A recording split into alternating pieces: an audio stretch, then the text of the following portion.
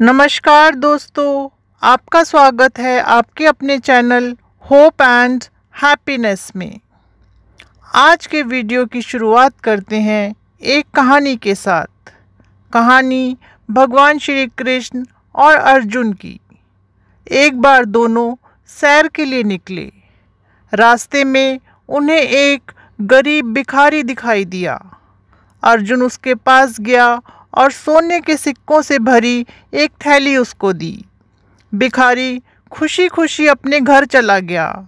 अर्जुन ने सोचा अब इसको जिंदगी भर भीख मांगने की ज़रूरत नहीं पड़ेगी।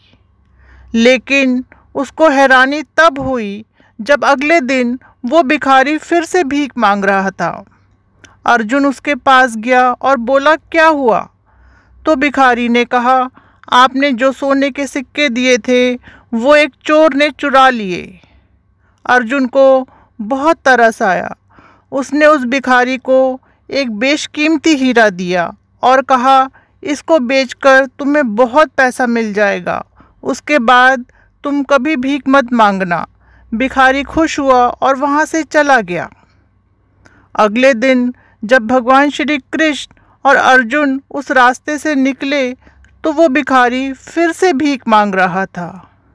अब अर्जुन बहुत हैरान हुआ, उसको गुस्सा भी आया। वो उस भिखारी के पास गया और पूछा, अब फिर से भीख मांग रहे हो?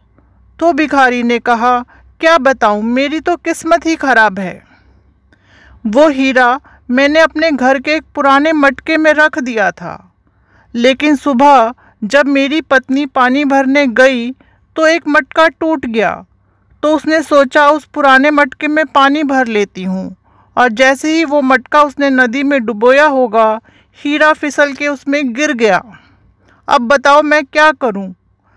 अर्जुन ने कहा, अब मैं कितनी मदद करूँ तुम्हारी? बहुत गुस्सा था अर्जुन।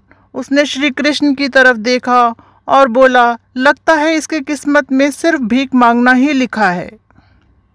भगवान श्री कृष्ण मुस्कुराए और बोले, देखते हैं क्या होता है, भविष्य में क्या होने वाला है किसी को नहीं पता। वो भिखारी के पास गए और उसको 2 पैसे दिए। भिखारी वहाँ से चला गया। अर्जुन भी बहुत हैरान था कि भला 2 पैसों में क्या होगा। रास्ते में उस भिखारी ने सोचा, इन 2 पैसों से मेरा तो कुछ होने वाला नहीं है, क्यों ना किसी की मदद कर दूं। उसने देखा एक मछुआरा बहुत सारी मछलियां पकड़ के वहाँ से जा रहा था। उसने एक मछली खरीद ली और सोचा, इसको फिर से नदी में डाल देता हूँ, इसके प्राण बच जाएंगे। जैसे ही वो मछली को नदी में डालने लगा, उसने देखा मछली के गले में कुछ फंसा हुआ है। उसने हाथ डालकर जब उसे निकाला तो वो हैरान रह गया। उसको वही बेशकीमती हीरा मिल गया था। यह देखकर वो बहुत खुश हुआ और ज़ोर ज़ोर से चिल्लाने लगा, देखो मुझे क्या मिला, देखो मुझे क्या मिला। उसी वक्त वो चोर जिसने उसके सोने के सिक्के चुराए थे वहाँ से गुज़र रहा था। उसको लगा भिखारी ने मुझे पहचान लिया और अब ये मुझे राजा के पास ले जाएगा। वो भिखारी के पास आया, उससे माफ़ी मांगी और सोने के सारे सिक्के उसको वापस कर दिए। यह देखकर भिखारी बहुत हैरान हुआ। उसने सोचा, मुझे ये पूरी बात श्री कृष्ण और अर्जुन को बतानी चाहिए। वो गया और अपनी पूरी कहानी सुना दी। उसके बाद वो उन दोनों को धन्यवाद कहकर खुशी खुशी अपने घर चला गया। यह देखकर अर्जुन भी बहुत ज़्यादा हैरान था। उसने कहा, माधव, मैंने उसको सोने के सिक्के दिए, बेशकीमती हीरा दिया, लेकिन उसने दोनों को गवा दिया। कभी चोर ने चुरा लिया, कभी खो गया, लेकिन आपके 2 पैसे ने ऐसा क्या कमाल कर दिया कि उसको सब वापस मिल गया। श्री कृष्ण मुस्कुराए और बोले, उसने वो 2 पैसे किसी की भलाई के काम में लगाए, और जब कोई किसी की मदद के बारे में सोचता है तो मैं उसकी मदद करता हूँ। तुमने जब उसको सोने के सिक्के दिए, हीरा दिया, तब वो सिर्फ अपने बारे में सोच रहा था। लेकिन जैसे ही उसको 2 पैसे मिले, उसने सोचा मैं किसी की मदद कर देता हूँ। यह सुनकर अर्जुन को पूरी बात समझ में आ गई। तो दोस्तों, इस कहानी से हमें क्या सीख मिलती है?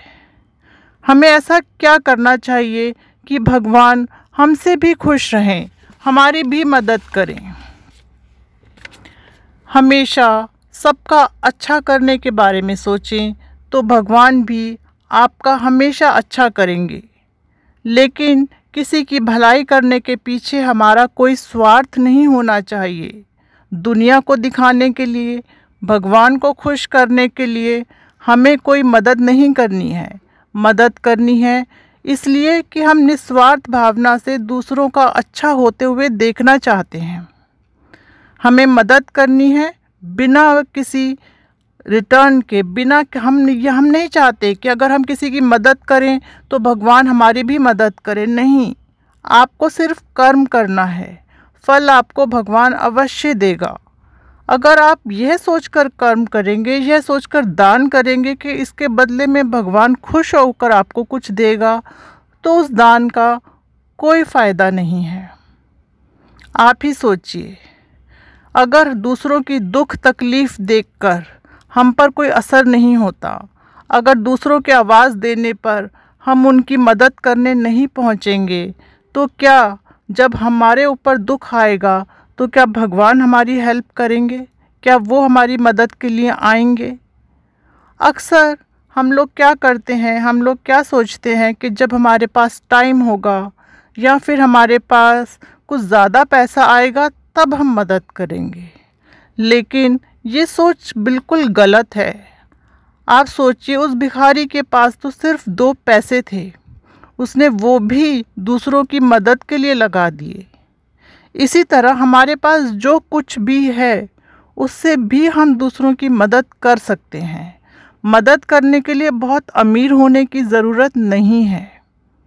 कई बार हम ऐसा करते हैं, हमारे पुराने कपड़े, पुरानी चीज़ें, ये सब देकर हमें लगता है हमने बहुत दान कर दिया। पर क्या आपको लगता है ये सोच सही है?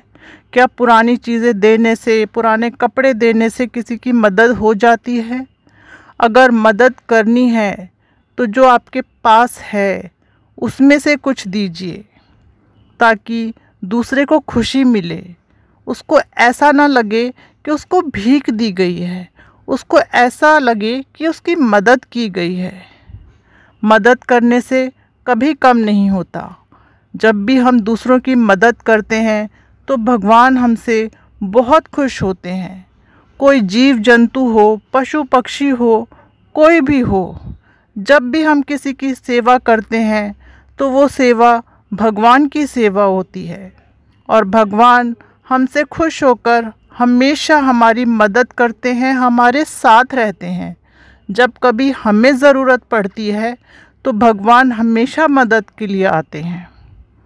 तो दोस्तों, इस कहानी से यही सीख मिलती है, दूसरों की भलाई के बारे में सोचें, उनकी मदद करें। हर पल अपने दिमाग ये ना सोचें कि फिर कभी मदद कर दूंगा, जब टाइम होगा तो मदद कर दूंगा। नहीं, हमेशा उनकी मदद के लिए तैयार रहें, निस्वार्थ से मदद करें, खुशी खुशी मदद करें, तो भगवान भी हमेशा आपकी मदद करेंगे, आपके साथ रहेंगे। आज का मेरा वीडियो आपको कैसा लगा कमेंट सेक्शन में ज़रूर बताइएगा। अगर अच्छा लगे तो लाइक एंड सब्सक्राइब कीजिए। बहुत जल्द आपसे फिर मुलाकात होगी। तब तक के लिए नमस्कार।